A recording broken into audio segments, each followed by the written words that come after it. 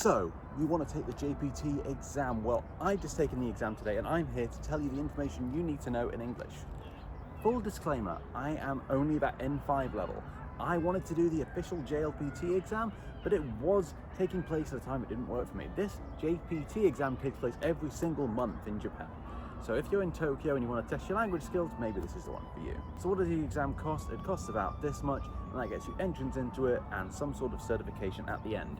I'm recording this video literally the day I've done the exam, so I can remember everything fresh in my head. But at the end of the video, I'll be saying how I did and maybe show what the certification looks like. But mainly, I just wanted to run down exactly what happens in the day, because it was very scarce information. So just here it is, start to finish. First off, we turn up, you get an email telling you where to go and when to go. It was a 9:30 start for me. It said you cannot enter after 9:30, but some people were straggling in. So if you're late, run, but you know, you might still have a chance. Now, this is a Japanese test, but unlike the JLPT, it is all one test, whether you're N5 level, N1 level.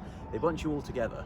And as a result, the kind of orientation, everything is aimed at people who know more Japanese than I do, frankly. Everything's in Japanese, which I did expect, but there were certain instructions that you could, get via osmosis, see what people around you were doing. But there was one that just was a weird instruction that isn't usually on an exam, that you had to write a number from one place to another. I'm gonna go over it. So the start, they go over the introduction. You have to write your name, you have to write the number that's on your table, you have to write your gender, etc. Everything's just multiple choice, fill in the boxes. There was one section I didn't understand, which was to do with your job.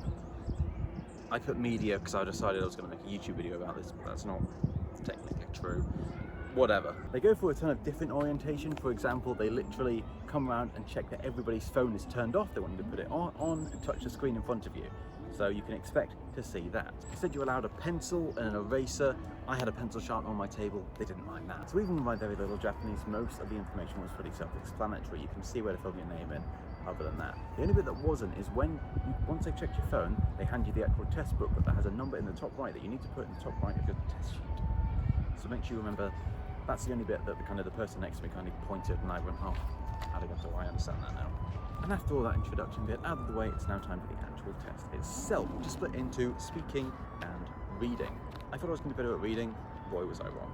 The first listening section, you're going to be shown about 20 pictures, and it's going to give you some kind of text to say which one of these is the correct option, A, B, C, D. They're all A, B, C, D. So, for example, one was a picture of a flower, and they said some sentence. I didn't understand all of it, but I heard the word flower. So I put that as my answer. Lovely. Next section, they have a conversation between two people. They ask you a question about that conversation, A to D. And lastly, there was a section which I struggled on in English, never mind Japanese, where they give you like 5-6 sentences and ask you some questions summing up from that whole paragraph. What did they say about certain things? I think I mainly tried to remember a word here, a word there. Kind of just struggled a lot. So for the writing, there was multiple sections for this as well. The hardest was the one at the end, where they gave you like a 6 sentence. And frankly, it was all equally hard for me, sadly. I expected to do better on this. I did some practice questions, did okay, but a lot of it was just stuff I didn't know, sadly. First section is like, what does this kanji mean in this context? You can fill that in. I knew some of them. Next section, they give you a full sentence on like 4 parts of it. One of these 4 is wrong, and you have to choose which you think it is. Third section, there's a part of the sentence which is blank, and you have to fill in the correct part to put in it. The last question, you get given a 7-sentence paragraph, and you have to discern certain information from it. Sadly, most of these, I thought I'd do a lot better. I think I was expecting going into this exam, it's weird because it's from N1 to N5. As an N5 learner, a lot of it I'm just not going to get, and I'm just guessing. But even for this last section, I was just, okay, let's try and find a kanji and a katakana that match, and kind of, almost use pictures, which isn't the intended way, but maybe I got a mark or 2 from that. But ultimately, no furigana, no English. I didn't expect the English, but I expected to understand a bit more of the reading, which I really didn't, sadly. So, how did I score? Well, I haven't got my results yet, so I'm gonna go in the future and see how I did. But ultimately, how I'm feeling right now is if you're an N5 learner, this test is not worth doing. It was just because I know a lot of it was going to be above my pay grade, but it felt like most of it was. So maybe I'll get the results back, and if I pass, maybe I'll, say that okay, if you are an N5, it analyzes it accurately. But currently, I cannot feel like I got anywhere close to a good score. But, future Reese, how did you do? And as expected, sadly, I did not score a passing mark. It was not enough.